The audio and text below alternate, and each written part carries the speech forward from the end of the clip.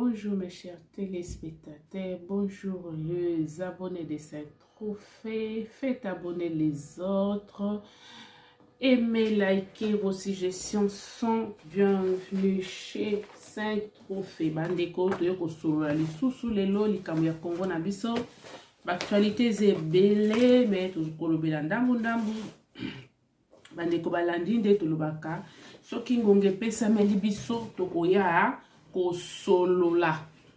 Soki ngonge pesameli biso tokoya kosolola kaka.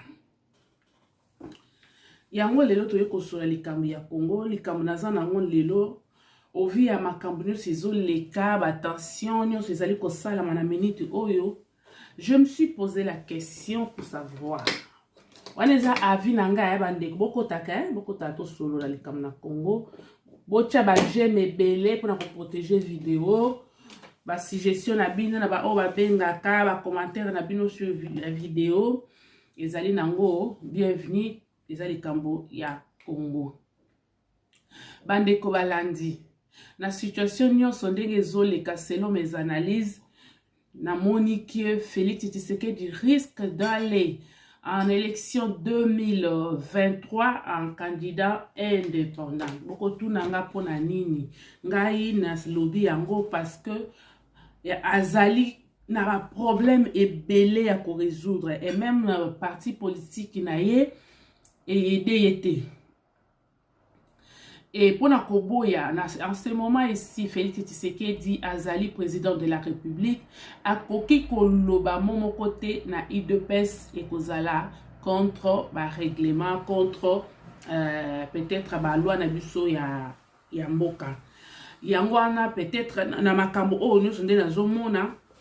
Je trouve que Félix Tshisekedi risque d'aller en élection présidentielle de 2023 seul comme candidat indépendant. Ça, to solo la nanu. Ovi a nyoso o. To solo la lisusu. Kambwa IDP soyo. To yebite to kusuka nango wapi. Ya ngo to zolo belango siko yo bandeko balandi. Pourquoi nazolo bake Félix Tshisekedi azo risqué à kende na candidat indépendante pour la élection ya 2023. C'est parce que déjà le gouvernement na ye, eza gouvernement moko o eza ici na majorité na été. Ezali gouvernement oyo ezali ya kizoba na cabinet na ye. Batu oyo bazali na cabinet na ye. Ba aider yete ba oya chela ki motema azwa ki plus ba connaissance ba conseiller na ye ya diaspora de tolobela kayango ba aider yete et même son directeur de cabinet oyo ya jusiko il fait rien pour aider Félix Tshisekedi. Donc silence na présidence mutu na mutu azotala kaka intérêt na ye ba conseiller bazali wana pona kotala kaka e ba commission ici ki ezobimela na ba entreprise pour balier l'électro-commission. Donc, aider la personne de Félix Tshisekedi, donc, exalté. Donc, comme on avait mis sur que Félix Tshisekedi est seul contre tous. Et au vu à Bagnon sur Oyo, il risque d'aller à une élection présidentielle un candidat indépendant parce que il ne pas aidé par même son parti politique. Des autres dans la carte de PES, olé ba réunifier parti, olé ba redynamiser parti, bango ba mi lancer na carte ba querelle. IDPS vous lancez dans des querelles et pendant ce temps, FCC, PPR de Demoboutis de l'autre fois sont en train de gagner leur espace et vous allez pleurer après que tous en la majorité.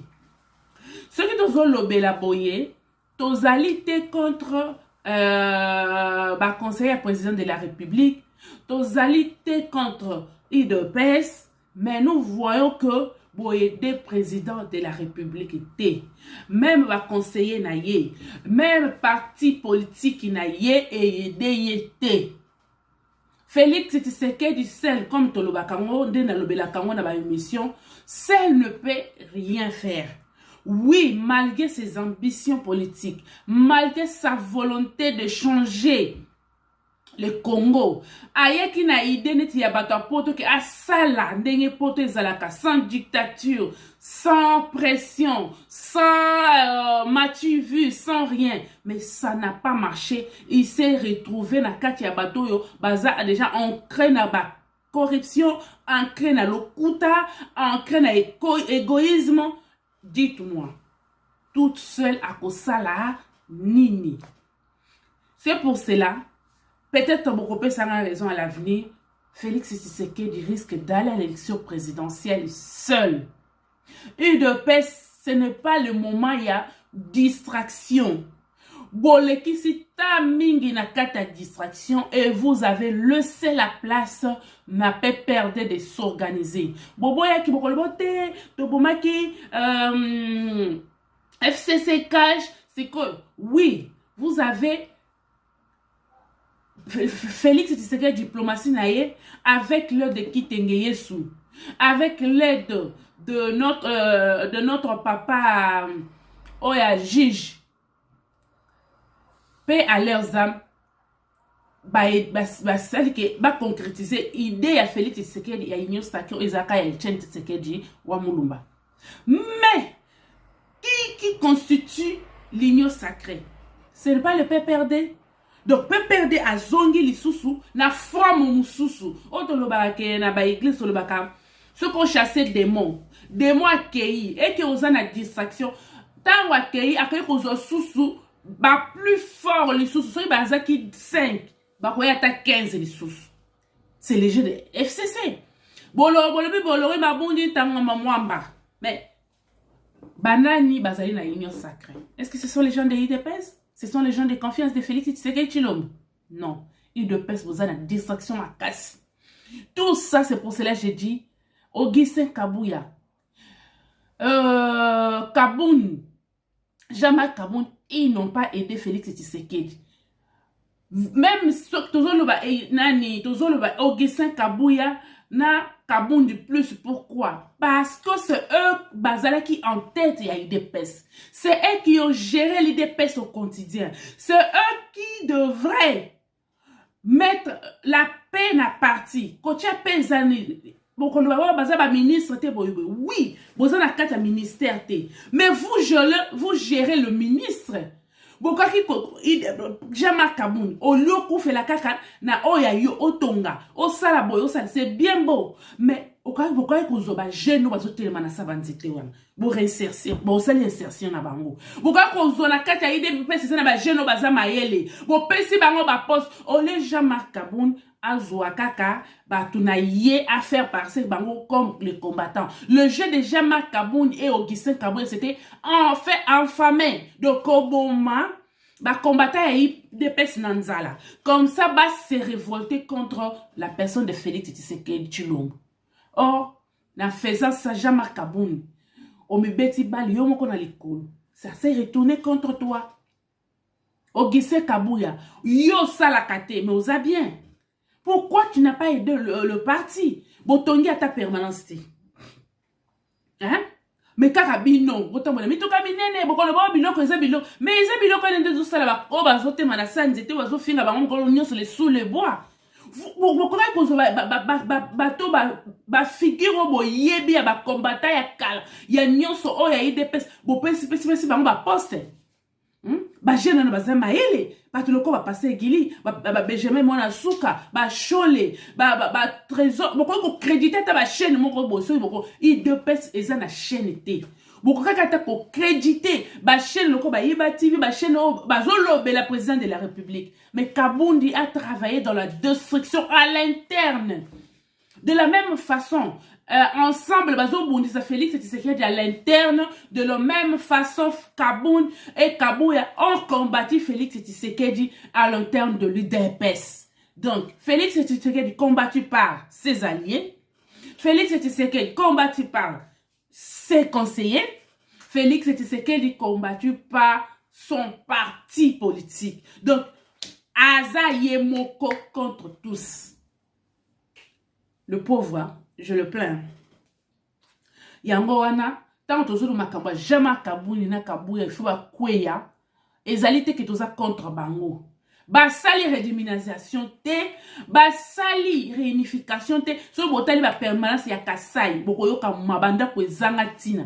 Mais ce qui est un Tshisekedi, o azalaka président de la République te, asombi lupango na limité na quartier ya bien. Si quand lelo boza na pouvoir bozo zanga kosombela ba fédéraux ba siège.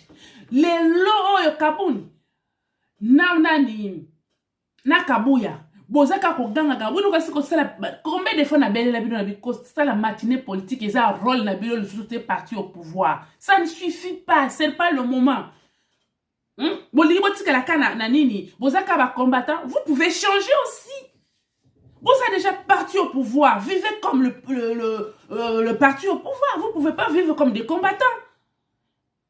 Mais Kabouya na Kabouni va tirer le combattre quand on a déclaration, ça n'a pas suffi. Tout comme en 2022, to beleliti to lembi. Beaucoup il faut croire IDPS parti au pouvoir. Ba réunion ya ba fédéraux ba réunion, ya IDPS ba defaka ba kiti ti lelo oyo ba defaka ba kiti. C'est ça normal te Kabundi na Kabouya. Donc Kabundi na Kabouya faut ba kende. Lelo oyo IDPS ba zanga ta ba drapeau na ba province. Mutu moko papa moko mukolo fédéral ya nini o ya Kasai akufi bazo zanga na mbongo akokunda ye. Hein? Si un jour à moi luso ba komi ko bunda ye DPS comme ba le moi luso na soki na peinture akotia na mire.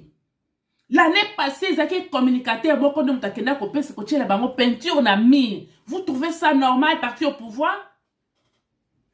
Bozangi ba bosombi ba siège te bosombi ba permanence te ba fédéraux na ba commune na ba province. Mbongo kaka bino bozolia bozo konyoka ba jeune wana batika la kaka IDPS viva IDPS viva, c'est pas normal.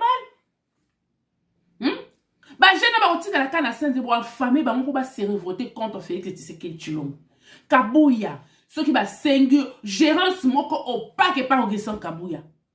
Bozo no bo Kabuya vandigne Kabuya vandigne parce qu'il sait que il fait partie, si Kabundi tombe lui aussi doit tomber. Gestion moko opaque. Kabouni tu gères au quotidien. Hein? Ba dim ya ba ministre. Oh ba yaka kotika, ya ba député. Mbongwana eke wapsu ba lubas au sala bilan. Il y a 3 ans, au Félix Tshisekedi azana pouvoir. Comment tu as géré l'argent du parti? Ba carte électronique ya ba membre zate. Ba drapeau eza soni et pepakate na ba province ba drapeau IDP. Eza na bisika musuka ta photo ya Félix Tshisekedi ya pamba. Ezate. Est-ce que Rwanda nous photo bête la Kabundi mabo? Kabundi azu nani azo zo batu na ye oya décision finale. Azo faire passer bango de combattants na bisika ya mbongo. Pona nini mutema mabe bo Kabundi. Yo obundi na baninga lelo oyo bozwi pouvoir yo lingi baninga ba profiter te bana na bazela ka sima na bino ba belela ka bino ba betali bino ka matolo parti au pouvoir ba jeune bazo kelela bazo belela ka bato poto oh yo telemisi na lupango na yo po finga bato poto. Est-ce que c'est normal? Parti au pouvoir bato ba bundi kala ba kufeli ba parents yo za yo moko te muto bundaki hein IDPS ça na ba orphelin IDPS ça na ba veuve. Ba veuve te ke mobala akufi abela ki akufi ba veuve wezeli ke mobala bunga mobala kenda ki marche a zongi te bana ba perdre ba papa na bango ba perdre ba maman na bango. Qu'avez-vous fait? Ba fête à fin de l'année les gars Augustin Kabuya o sali nini pona ba veuve na ba orphelin IDPS bato ba kufaka na permanence ba fausse commune chose grave ti lelo oyo ba combattant IDPS bazaka na prison. Oh ba kosa na ba makamba kamwe de ça. Vous trouvez ça normal? Jeune oyo autant asamba ka na lela ka mwana wana lebi un jour je serai le président de la République. Ti lelo mwana na zaka na kata prison. Parti au pouvoir Kabunda na Kabuya bo sundoli ba combattant d'élite. Liko na bino. Tout ça. Ba oti continue la message mususu awawa. Moi la jeune garçon moko azaki mutu ya PPRD na jeunesse ya PPRD. Comme on est Kaskara Ngoyi du PPRD placé frauduleusement à la Ligue de Lubumbashi par Kaboun. Il est encore proposé au service de l'antifraude au Katanga par président fédéral Bruno Chibangu Kabaji. Est-ce que c'est normal? Hein? Ba jeune wana ya IDPS baza capable te basala musalo. Ba jeune wana ya IDPS bazo mérité te. Combien ba kufi na marche na ba force commune? Kabuya na Kabundi. Combien? Déjà nous avons mis tema mabe. Bon la kisa biso awa maquette ya permanence. Maquette a pas bo sombi te lupango Etienne Tshisekedi a sombi. Mais ndako wana nzi ba lacrymogène e bomi sisi bato na kate salibo. Moi je suis en train na kate à permanence qui sonne poussière. Toilette à malongue zate. Bokoki ko bongisa maquette wana ke wapi Kabuya.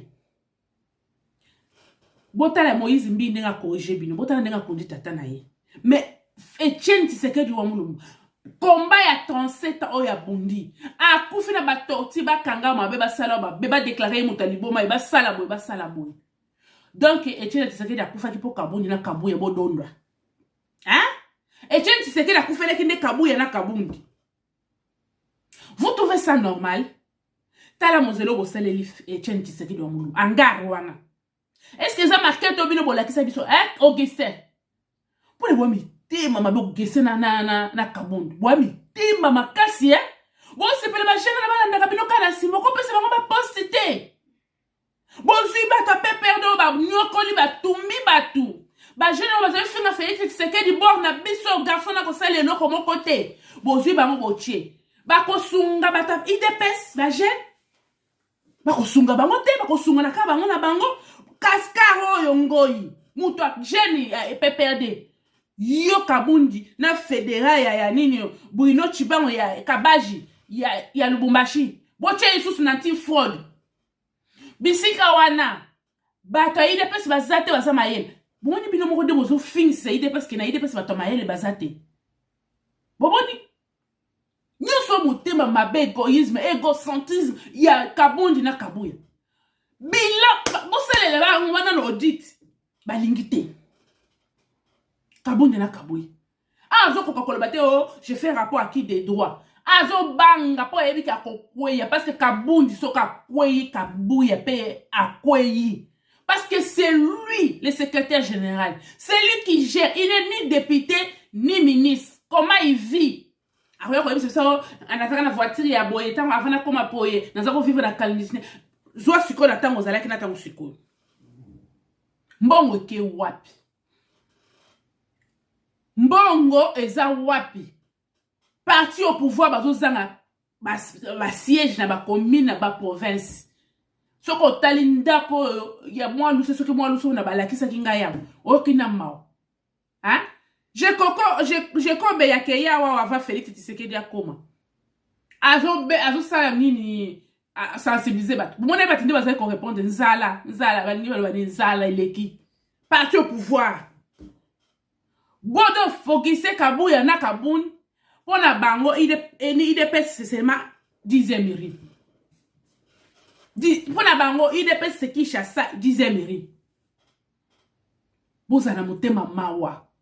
Botika motema mabe. Ça mena egal e futi nini Kabundi. Hein? Kabundi yo telema ki je vais démissionner. Je vais démissionner. Siko assume. Assume. Okori kolobate ke ezaki erreur. Ce qui est mis à faire, tika orgueil, senga pardon. Félix Tshisekedi, président de la République, ce qu'a Monique à Salimabe, je m'excuse, à toi, le chef allé la caléla. T'as senga qui moi na Lubumbashi, moi un jeune garçon à senga pardon. C'est ça la grandeur. Attends, toi, président balé la caléla. Ce qu'a reconnaître en public, Bolim Bisanga. Je ne savais pas. Oui, Azan a raison. Bato bazana ba province ba ko pesa information bazo étouffer information. Yes, Azan magicien. Pour que ne koyeba makambo zo le kasu ba pesa ba information ya vrai te. Kabundi soko lingo tikala mi kitisa Kabundi senga pardon parce que tu na yo moko. Okoyi ko reni yango te parce après tu te o la kisa vraiment ko banda ko pesa missile na Félix Tshisekedi Tshilombo. Quand tu dis encore après ça tu t'es deux fois après tweet na yo. Oh, je ne veux pas être marionnette. Aussi longtemps, bah, tu vas couper dans la province. Qui fait des promesses? C'est pas Félix Tshisekedi Tshilombo. Donc, tu as attaqué Félix Tshisekedi Tshilombo. Dans ma tweet, ainsi s'ouvre une nouvelle page. Nouveau page Joana. Page Nini. Il y a ça, les gens, quand on a IDPS, non? Tu dois assumer. Assume Kaboun déjà fin du monde. Oza Imuto Liboso, Oza la secrétaire, il y a sous-katé na IDPS. C'est ça, parti politique. Otika l'éternellement, village, ville, chance, batum, tous, bazoya simana. Donc, ezaki na ngo kaka, et yeba ki na ngo, fa ko tia na mutu, un jour, Otika kitiwana. Parce que tu n'es ni le premier, ni le dernier. Bah, tu vas, oh, bazo, Kaboun, bazo, la photo, bazo, Kaboun, bazo, na croix, Kaboun, a fait ma soumana, et bon, tiens, tu serais trop le banin, et bon, 13 parlementaires, et bon, on va combattre, va tomber na permanence, bah, force commune, hein, bah, aussi, mon candidat, tout le temps, on va dire que tu as des personnes, bah, qu'on fait les alternaires, hein, donc, bah, tu n'y a pas de Kaboun, à l'équipe, non, personne n'est indispensable. Et ça, le bateau, bon, nous, aux autres filles, à diaspora, bah, même si ma cagette judiciaire n'a pas mon poto, Kaboun n'est pas plus que. Hein? Bah, tu combien ma bête, ma sens, ça, tu vas payer IDPS. Mais va faire les alternance, les colos, il y a qu'on exiger les élections dans les délais. Et ça, Kaboun dit, bon, tirer une croix, bon, tika biloko, bon, tika qui fanatisme. IDPS, to comme un virage à souka, vous devez vous réveiller. Bon, ça, la dernière minute. Hein? Non, mais là, léopard en Afrique d'ici, tant que bakena kobeta kan mon koboy. Bah, si ma koma ki na souka, la dernière minute, va tchèque 4 billes. Tout est possible si vous avez la volonté, IDPS. Vous pouvez le faire. Mais vous avez la distraction. Tala Kaboun, nous élèves kaka, na moment oyo, obimisa, bêtise oyo. Mais la distraction, hein.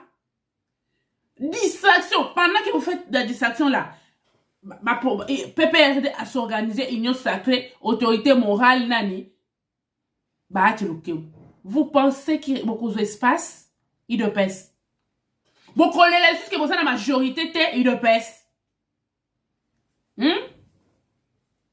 Pendant ce temps, Mbo Soko, il y a ça, Moutawa, PPRD. Oh, il y a Makabound. Pendant ce temps, tant que Zong en a parlé, Makabound a zaté. Moutawa, IDPS a zaté place ou anaté. Vous voyez, les cas, vous allez encore plénicher. Hein? Bon, moi, il ne peut pas dire à Zongi, na forme moussous. Arrêtez vos distractions. Et là, comme moussous na zoloba, Kabound a sali ma belle, oui. Kabound a donné sa part. Il a courage pour la combat à IDPS, oui. Il n'est pas le seul. Avant lui, Batouba Zalaki, après lui, pendant lui, Batouba Koufi. Lui, d'ailleurs, a Koufité. Mais ça, Batouba Tikala handicapé, Batouba Tikala veuve, Batouba Tikala orphelin. Kabound n'est pas plus que eux. Mais là qu'on a allé déplorer, c'est ce qui vient de se passer na Kingabwa. Jekoko Moulumba, en tout cas, n'a pas se pélater. Jeko Beya, tu ne pouvais pas au compte en agir Jekoko. Pendant bino bazo kangabino bakamba kabona sapu. Jekoko Moulumba, ça qui n'a pas perdu. Tant bino bazo kangaba bazo lié à la crimogène, hier zo lié bien. Au Corée qu'on s'associe na bateau balimba boba ni muto a kabonite. A salimabe mais toré ko linga liwa ya kabondite. Et le roi qui na Kingabwa, moi je n'ai pas aimé. Et c'est pour cela que je ne peux pas accepter que Kaboun ata longo IDPS malgré ma bêtise naïe, malgré l'erreur naïe. Ce n'est pas de cette façon qu'on s'associe. Na bateau ba bêtise bino ba gaz lacrymogène. Dans bino bozole la gaz lacrymogène na Kaboun, bango bazo sepela. Boke ne sangana na bango en tout cas Jeko à ce point toi Jeko comme Moulumba, j'ai pas aimé. Hein? Il faut monter la bakambozo sale. Parce que vous petit bécu na bateau. Bino bo côté la carte de distraction, mais pendant ces moments ensemble y a Katumbi na ba PPRD baza ko s'organiser. Et bino bo ko soutra na distraction na bino. Zéro, vous aurez que vos yeux pour pleurer. Le col bolinka boza ba combattant boza na balabala. Bozo na balabala. Et cette fois-ci ça sert pas ba te ba kopé ça bino crédibilité ne ba pesa ki bino on attend Etienne Tshisekedi parce que vos pouvoir vous n'avez rien fait. Kabouni vraiment tu pouvais pas attendre ces moments pour quand ça va ton carte à distraction. Hein? Pour qui tu roules? Il fallait attendre seulement ces moments ici. Moment crucial. Bon, aider parti, allez, bon, on combattre Félix Tshisekedi. Il doit pas se mettre à distraction, Mandeko. Batika distraction. Batika distraction. Bon, s'organiser l'élection, ils ont banda. Bon, c'est les locaux, mon côté, mais faites même pour. Attends, attends la dernière minute. Poser des actes forts. Il doit pas. Bandeko Balandi. Toza na problème mususu muzi. Batindelinga nini ba message awa bazotindela ba document awa que eza la juge moko ya nini bakangiye, je ne sais pas pourquoi bakoya ko oui ba yisinga iza makambo ya ram. Hervé Diakese, le greffier Gilles. Le greffier non. Le greffier Gilles Ngoyi va passer sa première nuit à Makala pour avoir notifié une sommation judiciaire à la requête des citoyens congolais de stopper le prélèvement du RAM. Tous ceux qui s'indignaient, voilà. Donc, le col a péqué si greffier Ngoyi, lobi ke interpellé parce que a péqué si prélèvement ya RAM. Di kambwa ramo to lobi ti to yebite ce qui Félix Tshilombo na premier ministre na ye balingi nini. Ce que vous avez de position juge, nous avons qu'il y a un problème hein, il dépêche une gouvernement ou intérêt ni bozana on a kati. Oui, to yebike c'est mozito oya insora ki likambo ya ram oyo. Mozito ya moto sa ki likambo ram oyo. Les cas où ils biso ramo yo ezali pona nini siko yo sama lokoni okuti eloko soko moni ke eloko eza mabe bato bazolobela yango okoyi kolongola parce que c'est lui qui avait instauré ça ezali Muzito premier ministre et toi en tant que premier ministre la continuité de l'état non tu peux abroger ça siko bozo ke ko interpeller nini greffier pona nini franchement Congo bozana passe Muzito lisusu boyo kamaka mususu. Muzito depuis semaine passée, affaire du Ferco.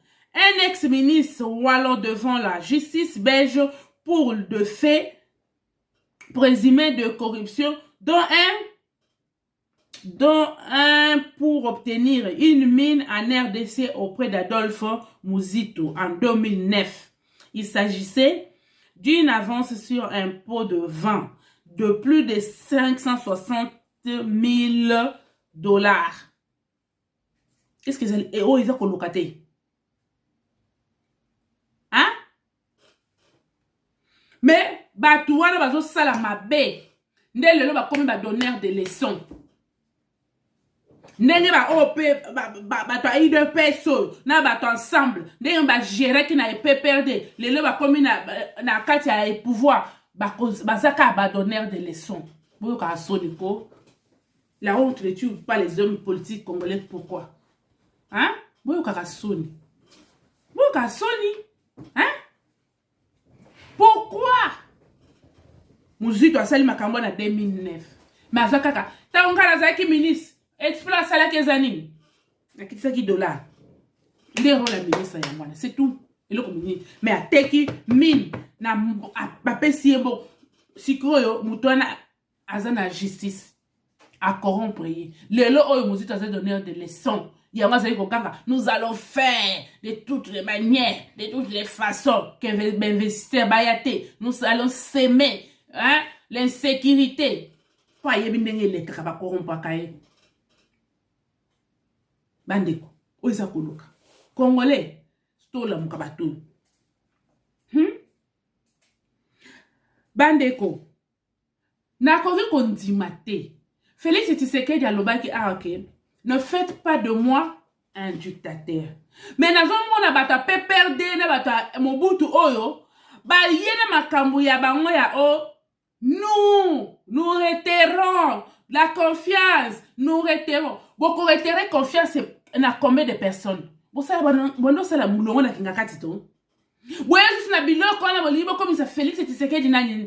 Nzambe na mbo comme ça Kabila to boyi makambo. Félix Tshisekedi il de pèse beaucoup na kata biloko côté. Baba Kabo nous retirons la confiance à chef de l'État. Nous to lingi misala. To lingi la congrès. To lingi te ko comme ça Félix Tshisekedi au-dessus de la mêlée. To boyi makambo. Bo wane ko kende na kinga bo signer un document kinga soutien Kabila. Bo suki wapi? Botika ba flatterie oyo. Botika na lingi biloko ote. J'interpelle encore IDPS. Bino nde botika la kako gérer te. Et maintenant vous avez géré. Faites très attention. Donc comme un virage à ce qu'on dit là, ça veut dire c'est le mouka. Parce que dans le modèle au Félix Tshisekedi a bokende na bino te. Bon ça la congrès, bon tu as président Moussousou. Bon, comme ça, vous soutenir Félix Tshisekedi en indépendance de Kabila pas Kendaka. Parce que dans le modèle, Félix Tshisekedi est seul contre tous. Bazu tout mutu musu so a sala ceux qui en Afrique numéro 1, ceux qui n'engeni le Kabon a remplacé le Kabon. Le président c'est Mélié. Donc il fallait que tu battes kata la Kabon mango. Banda yelo konini Eric Nini. J'ai été à cabinet à jouer contre courant contre Félix Tshisekedi. Bah conseiller, n'en parlons pas. Parti politique n'a ici qu'à causer l'attaque kimia. Problème. De plus grave même, parti politique n'a. Si quoi distraction, moyen botal la ministre zate, moyen botal la bata pépère de moi gelé ba on zate. Bino mo na kata problème. Kabouni. C'est ça. C'est que tu as voulu. Distraction oh Kabouni nyonso. Ce qui de pèse. Et perdre en 2023, Kabouni, c'est toi l'auteur. Parce que vous salez rien, il y en a Kabouni en tant que parti politique, oh, il y a président à la pouvoir. Rien. Kabouni, c'est la maquette, comme le col, il y a nani, il y a nani, Jamaïca Samba, il y a une modernisation. Donc, Congo, comment on a le col, la poto, le col, la paradis, la kati, il y a ma pancarte. Nde maquette, il y a IDPS. Il y a pas une permanence. De Félix, c'est ça qu'on a le pouvoir. Permanence, c'est ton amitié. Nakendaki, miwe kabola ki bangona baratu ya palou. Eux, ils sont ba côté li bango bazaki ata ko sauter kuna bata palou le corps ba côté ki na PPRD. Ba matisa mirwana etika la ko ata peinture. Na 2018 2019 ngai na zaki na permanence à IDPS.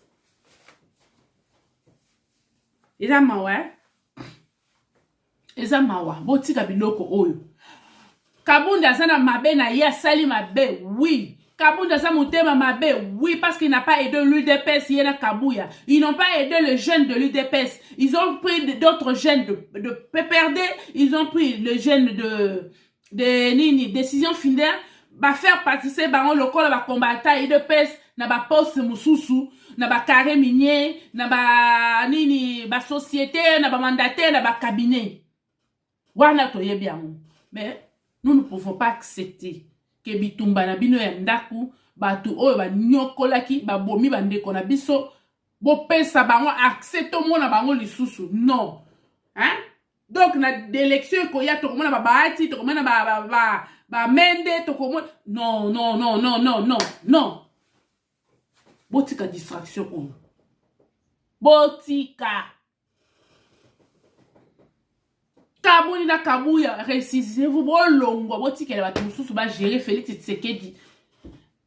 Azala na moi kimia. Vous n'avez rien fait. Hein? Gérance moko opaque. Bande ko balandi. Likambu mususu, ezali likambu ya nani oyo. Bato ya PPRD wazolo ba. Nakoyela bino. Spécial. Ce qui les loté l'eau sur notre temps. Spécial 3 ans à Félix Tshisekedi Tshilombo. Bino batumoto na ka bila. Et si na sala bino mission à bila à Félix Tshisekedi Tshilombo. Maintenant nous allons faire encore spécial 3 ans à réaliser ni. Les problèmes avec Félix Tshilombo comme il est seul contre tous. Communication ils ont salarié.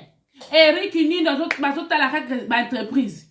bango na banani oyo na budget de cabinet oyo mususu etali bango te bazo kaka iska ba commission ezali bazaka na kata ba entreprise mbongo elekeli wapi muzo ezongeli wapi ne musala bango basali mais de le président Félix Tshisekedi na ba réalisation na ye zéro tala social Félix Tshisekedi aussi sa mandat social aussi mité loko mo côté bolie susu mbongo ya 155 territoire bolie susu Mobutu tango ye akendaka wana nazopesa bino nazocha bino nani Mungu na munoko Mobutu na 97 atikela biso 130 000 na jekamine mais na 18 ans bateki Yuma donc PPRD tango na le PPRD na Katumbi parce qu'il a géré 18 ans ba Katumbi ko échappé te na bilan Katumbi na oyela yo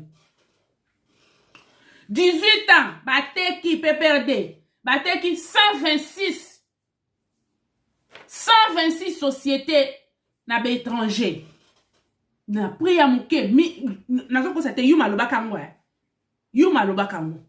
So bolini na ko zonga selection bi vidéo wana. Aujourd'hui na priya C et aujourd'hui j'ai camine azaka na 4000 azo gérer.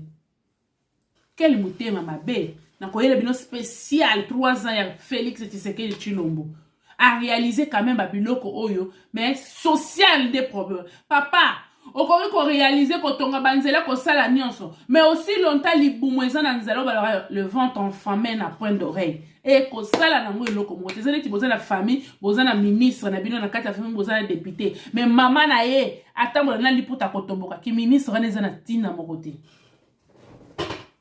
c'est ça social bosal ministre économie sama le compte de gouvernement na yo zéro boyebi eloko bosala Mouindo yana chelo libayat.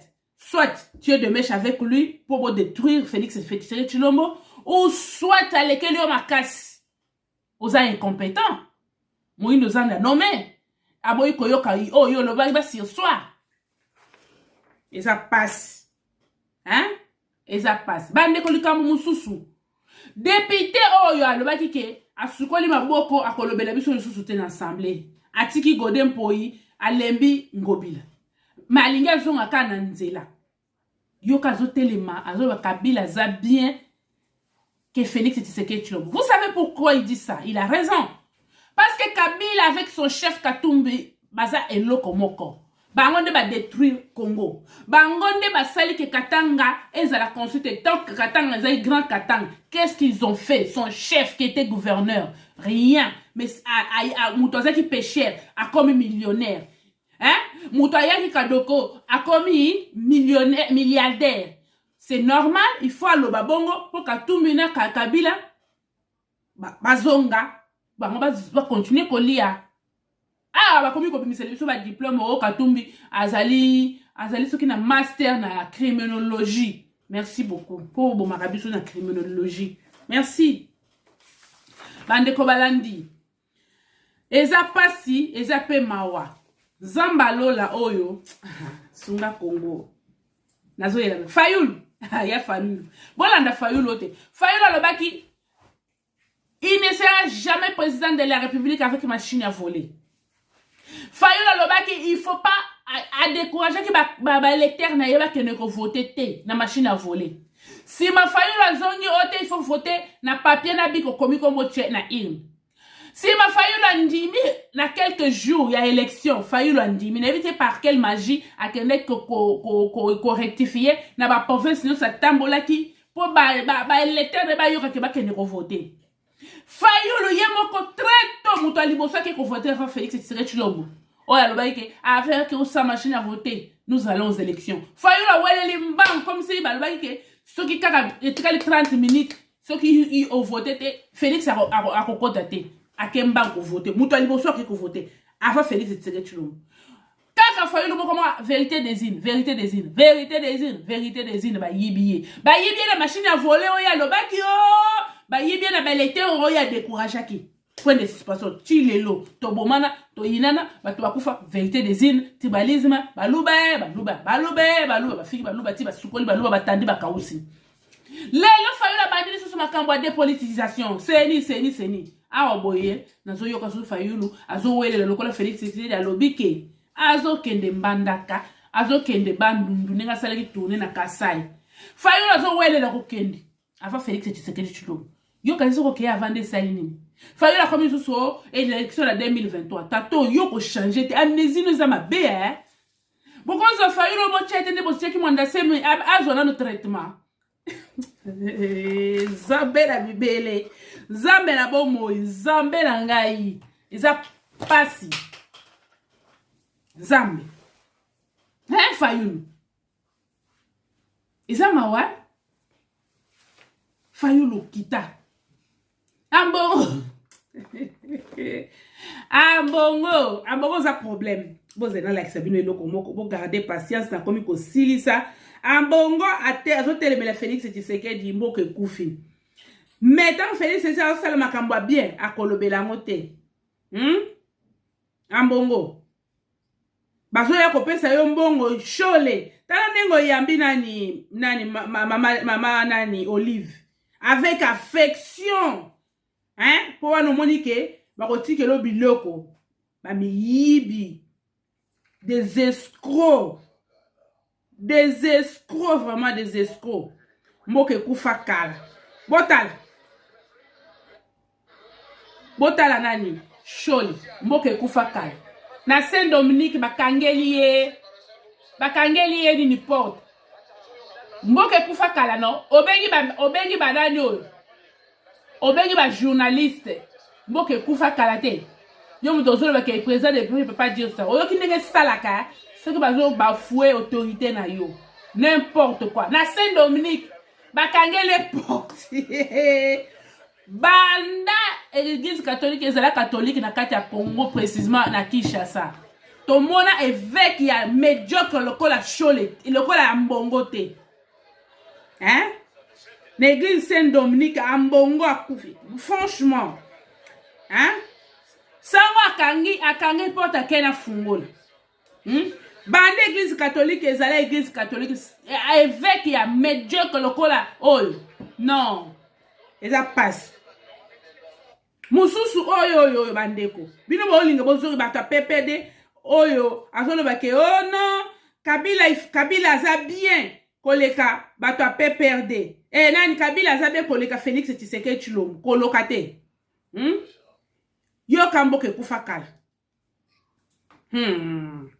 toloba te oyo azolinga pete nani Jean-Marie Kasamba azolinga pete baloba ta yo kandi basambwise na plateau et pas nani muto yo nani tala boyoka et ça tombe bien le 30 juin cinquantenaire ya yo kandi ngazo bare ke makambolo barangai ya ozwaka mbongo wapi bien osala ndeni boyoka tokota ngai yo sampe tina bank et ça tombe bien le wana papi mboma azo expliquer nani Kasamba lokola zaka yanke yenda azwaka mbongo wapi tokota ntishambre biso 3 jours wana neso ene nazalaki fautete na ova kosolola bino mibale tokota ntishambre nga na bino yo bravo papi mboma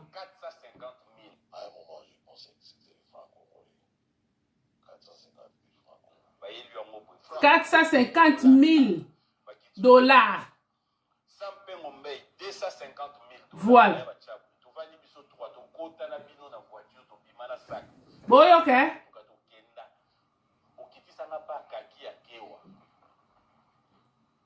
Sony. T'as conseillé quand tu as pris un vélo.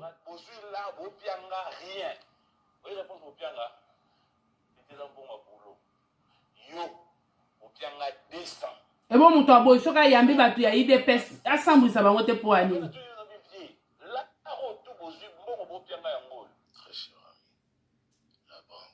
Bon, ok. On va tirer les lignes.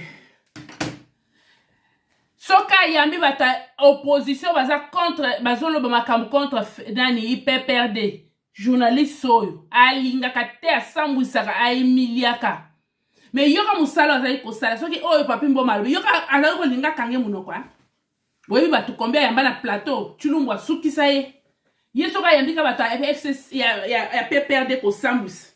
Azana problème na bato ya PPRD lokola balongola bango bokonzi. Bozomona. IDPS botika distraction. Kabondi botika distraction. Botika botala l'essentiel. PPRD azo gagner place. Bomoni maman livre denga bimina ba déclaration de ça vanda kinye hein. Bomoni non. Bo continuer. Bande ko balandi pona lelo to suki awa. Na pesi mbote na babone nyonso ya 5 trophées. Et je vous le demande, je vous en supplie les abonnés de 5 trophées. Faites abonner les autres s'il vous plaît. Bo beteli sola 5 trophées partout au bokoki kozala. Na pesi mbote na bino nyonso. Na pesi mbote na bana na nga nyonso. Bo tia ba j'aime ebele ba commentaire. Ba suggestion donc bon ici ka bomoni keza mabe bo lo to bongisa. Nzamba lola batela bino to monani mbala sima. À la prochaine.